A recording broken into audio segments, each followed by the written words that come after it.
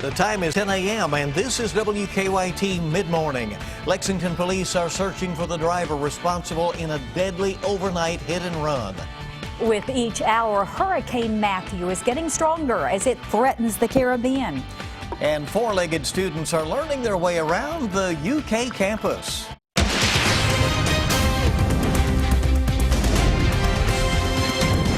WKYT News starts now with breaking news. Good morning, Bill Bryant and Barbara Bailey here for WKYT. Breaking news this mid-morning, a house fire in Pulaski County has left one person dead. It happened in the Pulaski County area off of Highway 635 East. We have word coming into our newsroom within the last few minutes. This is a live picture we've just established from the scene, and the coroner has confirmed that one person is dead. Not much more information available at the moment. We are asking questions. The location again, Highway 635 East, is off of State Highway 27, US 27. We'll have much more information as it becomes available and a full report on WKYT News at noon. And this week, of course, we are watching the weather very carefully. You notice this time of year, it can change very quickly. And it's going to, it sounds like, as we hit the weekend. But a pleasant run until then. Let's check in with meteorologist Jim Caldwell's in for Micah. Good morning. And good morning to you. And you're right, it will change, and it'll change in a hurry. Today, we expect highs back in the upper 70s. Even right now, you can see that beautiful sky there off in the distance. Just looks fantastic. 67 right now in Lexington. We'll continue to warm things up, though, as we head through the day today. Everything clear on our Defender radar network. Let's break it down for you, at least the next 3 days. Today we're up to around 80 degrees. We're windy a little bit on Wednesday and partly sunny on Thursday. Overall, not bad this week. It's that weekend that's going to change everything. I'll break that down coming up in just a few minutes. Okay, see you shortly. Thank you. In other news now, a man has died after he was hit by a car in an overnight accident in Lexington. It happened at the intersection of North Broadway and New Circle just before 1 o'clock this morning. Police tell us they think the man may have been homeless, and they're still trying to identify him. The man was walking when he was hit by a car, which then took off and was last seen heading outbound on Broadway. Police are still searching for a red Chevy Impala. They say it possibly has a broken passenger side mirror as well as a damaged windshield. Investigators say drugs or alcohol may have played a role in a deadly Woodford County crash. Now, it happened around 9 o'clock last night on Leestown Road between Midway and the Scott County line. Versailles police tell us a truck crossed the center line and hit another car head-on. They say the man driving the car died at the scene. His name has not been released. Police say the woman driving the truck was taken to UK hospital with non-life-threatening injuries. At this point, no charges have been filed. Deputies say two people are okay after a pickup truck hit their house and just barely missed them. It happened about 12:30 this morning on Tomcat Trail. That's in Laurel County, east of London. Deputies say Israel Miller swerved off the road, hitting the house, only missing the people inside by 3 feet. Deputies say Miller also tried to hide some meth before they arrived. Miller is now charged with his third DUI, as well as driving on a DUI suspended license and 2 counts of wanton endangerment, as well as reckless driving, trafficking in a controlled substance, possession of drug paraphernalia, and tampering with physical evidence. Deputies say Miller was also in violation of his parole. A Kentucky man has been arrested and charged with the murder of a man in Council Bluffs, Iowa. 35-year-old Arthur Crum of Mount Sterling is facing a charge of first-degree murder in the shooting death of Larry Scott. Crum was located and arrested by the Montgomery County Sheriff's Office, and he is currently awaiting extradition to Pottawatomie County in Iowa.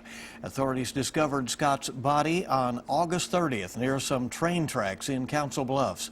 They say Scott died of a gunshot wound. Hurricane Matthew is moving through the Caribbean now as a Category 4 hurricane with winds up to 140 miles per hour. Very powerful storm. This is video of the damage it did over the weekend in Jamaica. But Matthew's bullseye could be near Haiti at this point. Flash flooding, mudslides, and storm surge is threatening residents living in that country. One Lexington woman says she has been to Haiti numerous times, and this time planned to be there for about 3 weeks. She was going to marry 20 couples, but her plans have quickly changed because she learned that all American Airlines flights have been canceled there until later this week. Every day is hard for them. A good day is hard for them. They're still recovering from the earthquake of 6 years ago. The National Hurricane Center says parts of Florida could feel the effects of Hurricane Matthew by later this week. For the first time in more than a decade, a confirmed case of the West Nile virus has turned up in Lexington. The Fayette County Health Department says a person living in the area of Newtown Pike and Main Street was diagnosed after going to the hospital for blood work. Most people who have West Nile do not show symptoms, and less than 1% of all cases is severe. But as a precaution, health experts advise getting rid of any standing water near homes and to wear bug repellent. Overnight, the city sprayed for mosquitoes in the area where the West Nile patient currently lives. A Boyle County woman accused of killing her 3-year-old step-granddaughter is going to be sentenced today. Shyla Rayleigh was charged in the murder of Alex Rayleigh in June of 2014. Investigators say Alex died from injuries to her abdomen. Rayleigh has since pled guilty to second-degree manslaughter, and her recommended sentence is 5 years in prison. Well, the stage is set on the campus of Longwood University in Virginia today for the first and only vice presidential debate of this campaign season. Showdown between the Veep candidates. The event between Mike Pence and Tim Kaine will be airing live right here on WKYT. It will be moderated by CBS News' Elaine Keano. And Craig Boswell has more on tonight's debate. Mike Pence took aim at Hillary Clinton's record as Secretary of State at a campaign event in Virginia, Tim Kaine's home turf. Our allies are less secure, our enemies are more emboldened, and that all changes the day that Donald Trump becomes president. Both vice presidential nominees are expected to go to great lengths defending their running mates tonight, something Professor Bill Harbour of Longwood University says could prove harder for the Indiana governor. Given some of the controversy in the newspapers recently about Trump's tax returns and other issues that he's raised regarding the past private lives of various people in public life, I think maybe Mike Pence has a tougher job here in terms of making up for some lost ground. Pence also sought to make light of Trump's recent controversies last night. We can parse that. You with me? He tweeted this. And then they turn on the television the next morning and Donald Trump is still standing stronger than ever before and fighting for the American people. Tonight's vice presidential showdown here in Farmville comes a little more than a week after the first presidential debate. And in the first CBS News poll taken since that debate, Clinton now has a 4-point lead nationally over her Republican rival. Tonight, the Virginia senator will try to keep the momentum on Clinton's side. It's good. I mean, you know, just gotta be myself. Clinton and Trump meet for their second presidential debate this Sunday in Missouri. Craig Boswell, CBS News, Farmville, Virginia. And Hillary Clinton has 2 campaign stops in Pennsylvania today, while Donald Trump is campaigning in Colorado and Arizona. We'll see what happens tonight, 9 o'clock. Right. Well, keep it right here this mid-morning. Coming up, some dogs work, some are pampered. We'll show you the latest example. And the Harry Potter films return to the big screen. And it is going to be a gorgeous day out there as highs are back close to 80 degrees with plenty of sunshine. We'll break it all down coming up for you. Now, your zone-by-zone forecast with meteorologist Jim Caldwell. Very pleasant weather underway out there across central and into eastern Kentucky as well. The sun is starting to shine and the temperatures are recovering. We're already in the mid-60s and we're going to try to get in the upper 60s here very shortly before we run all the way into the upper 70s for highs today. It is right now 64 in Moorhead, 65 in Frankfort, and look at the blue skies here in Lexington. Plenty of it at 67 degrees. Still holding on to a 50-degree reading, though, there in Danville at 59. But again, overall, we're getting that new sun, and it's going to push us all the way up into the upper 70s and low 80s today. Good-looking Tuesday, and that'll continue into Wednesday, Thursday, and beyond. Here's what we have with our Defender radar net. We're going to throw the satellite in there as well, so we do have some cloud cover. You could see it in all of those images as well, just not a solid a sheet of clouds showing up out there. We had some breaks, so allowing for some sunshine to also filter in. Next big player for us directly here in Kentucky will be attached to this. It's already bringing some showers and storms. This wave will move just to our north, but there's another that will follow it in, and that one will drive across Kentucky and sweep the warm air out. Here's where that plays out with our hour-by-hour run. There you see the showers that we're tracking actual on radar right now. But the first one at least, first part of it will start to slip on toward the east. That's going to open up the door for the next bigger and better push of rain. There you see the area of low pressure and the trailing cold front that will sweep toward us. Oh, by the way, there's Matthew still churning. We're at Friday there, and it's hugging the east coast of the United States at that point. Something we'll watch very closely to see exactly what happens. I don't think it has a direct impact on us, meaning that it tracks through the Carolinas and Georgia and goes straight toward us, because this front, by that time, should be far enough east that it kind of redirects it and pushes it away from us here in Kentucky. You can see that play out as we go a little bit further. This goes into Friday, brings that rain into the forecast area Friday and into Saturday. Immediately behind that, we'll watch our temperatures drop significantly, and you can see Matthew getting redirected and pushed on up the coast. So front will bring showers and thunderstorms to our area. Temperatures for highs, okay, are going to drop from 80 degrees at some points this week all the way down to a 58-degree reading, I think, by Sunday. Nighttime lows could approach the upper 30s.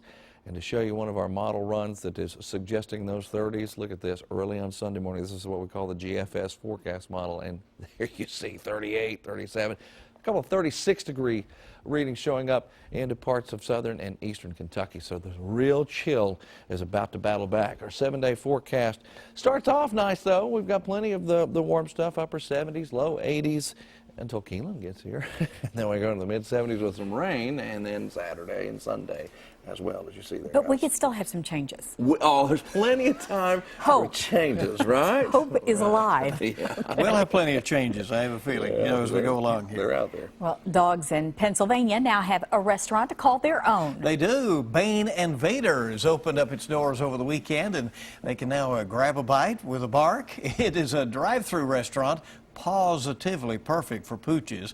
Owners can pick out meals from various meats and vegetables and fruits and make a bow wow bowl for their pups. You can even add a few items. They have peanut butter and pumpkin to spoil their pet even more. The owner of the Doggy Drive-Thru is hoping to expand her business, at least across that region. What do you think? I know some dogs that would just love that. Absolutely. I bet you do. As well as that ice cream cone from McDonald's that they sometimes feast on, too. Oh, really?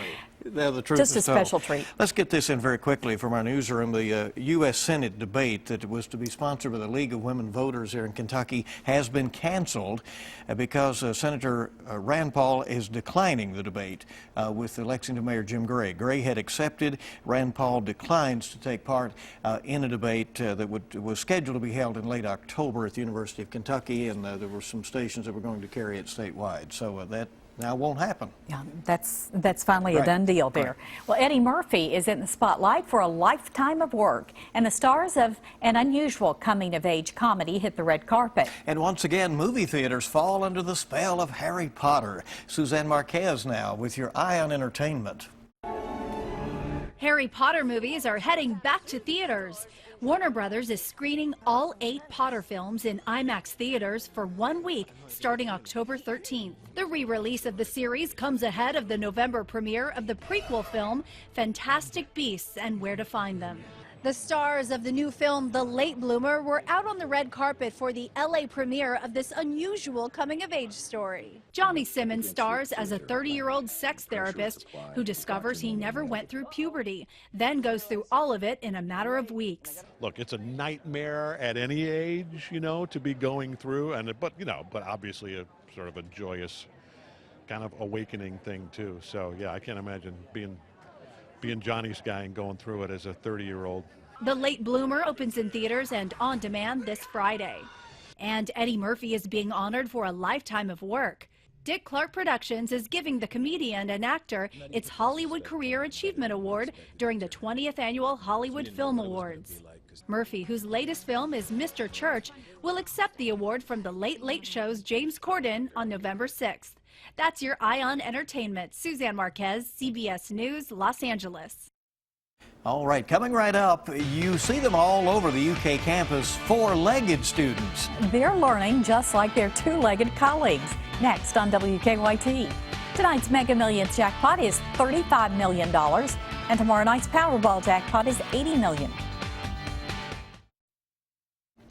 Welcome back into WKYT at Mid-Morning. They're not the kind of students you would normally see on the University of Kentucky campus, but they're learning some valuable skills just like everyone else. The Four Paws College program places young dogs with students to begin the process of becoming service dogs, as WKYT's Hillary Thornton now shows us. Through the hustle and bustle of students heading to class at the University of Kentucky, you will often see students of a different breed. He loves walking to class with me. He loves meeting all the people. He loves people. 7-month-old Capiludo, sporting a tie like his namesake and his brother Rupp, are just a couple of about the 30 Four Paws dogs being fostered by students this semester. They go to the mall with us, doctor, class, movie theater, anywhere that we go, they go also. The Four Paws for Ability College program putting the aspiring service dogs through socialization. Our job is mainly to get them over any fears that they have and to get them confident in public. After their time at college, the dogs then going on to be with professional trainers at the organization's headquarters in Ohio. That's where they determine what skills they're best at. So throughout the semester, we fill out reports about what the dog's good at and what they're not good at, things they can improve on. And so they use those reports and learn about the dog and realize what they're good at, and then train them for a specific child so they can be trained for children with autism, for seizure alert, diabetic alert, mobility, and also for veterans. While they're not technically being trained during their time here, that socialization process still playing a very important role in these dogs' journeys to becoming certified service dogs. And they say there's no better place to do that than right here on a college campus. Tons of sports games, tons of different people. People that run, people that walk, tall people, short people. These young pups encountering all kinds of things on their daily walks around campus, attending classes, learning how to behave in that environment. They don't want people to notice they're there. That's the goal. So sit them under the chair that you're sitting in, just really out of the way as much as possible. Usually most of them just sleep the entire class period. We get a lot of comments like, I didn't even know you had a dog there, which is the goal. Some days they might even find themselves heading into the William T. Young Library. Good job. As senior psychology major Sarah Stewart studies, her foster dog Capiludo is found right at her side. Even though it takes up a lot of time and it is more responsibility than a lot of people realize, it's so important. And just like any other student, college is not all work. There's certainly some time for play. The four-legged friend's definitely a fun addition to the students' time in college. Once you actually do it, you realize how much more to it there is. Keeping each dog for about a semester, then often seeing them move on, like one of Kaiser's past dogs who was placed with a young boy in Massachusetts. Just amazing to see how Peach went from just living with me on campus for a semester to going on and changing the child's life forever. All agreeing it is difficult when their sidekick's time is up at UK, but keeping in mind the important work they're setting out to do. After seeing the great things that they can do and how much they help someone way more than they can help us. In Lexington, Hillary Thornton, WKYT. I love to see that. What a great thing. Good story there, too. And we're glad you're with us on Mid-Morning on WKYT. We're checking in with the Mr. Food Test Kitchen next. We're glad you're along with us today. From the Mr. Food Test Kitchen, a dish that comes from a popular soup. French onion bake, and it comes together with just 3 ingredients. I have a question for you. When it comes to French onion soup, what's your favorite part? The rich oniony broth or that cheesy topping with the bread that soaks up all that oniony goodness? Well, we asked around, and the cheesy topping won hands down. So with that in mind, we came up with something that we call French onion bake, which is the best part of the onion soup in the form of a side dish. We start by cutting a French bread into thick slices and baking them off until they're golden. Once they are, we put half of them in a baking dish and sprinkle them with some shredded Swiss cheese. On top of that goes another layer of bread, and we pour some onion soup over it. This is looking good already. And just like traditional onion soup, we finish it off with more cheese. All that's left to do is bake it off until the cheese is golden and the bread soaks up all that broth. I'll tell you, once it comes out of the oven, all ooey and gooey, everyone's going to be singing your praises. So what are you waiting for? Go online and check out what we call French onion bake, so you can enjoy the best part of the onion soup in a totally new way. I'm Howard of the Mr. Food Test Kitchen, where today we've discovered a cheesier way for you to say, ooh, it's so good.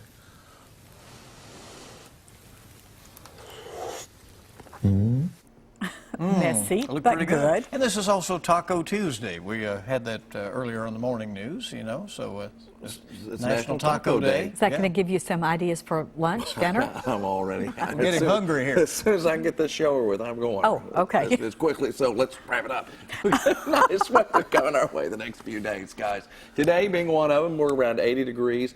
Wednesday, Thursday looking really nice as well, and then we get toward the end of the week and into the weekend. That's when the big changes are trying their best to get in here. Front tries to get into Kentucky quicker, so that means it gets here Friday night, and then you see what happens the weekend. See those temperatures really dropping out there. When you come back for noon, don't have tacos spilled all over you, okay? Try not. I'm going to go real quick. Thank you for joining us for WKYT Mid-Morning, and we'll have the latest for you right here at noon. See you then.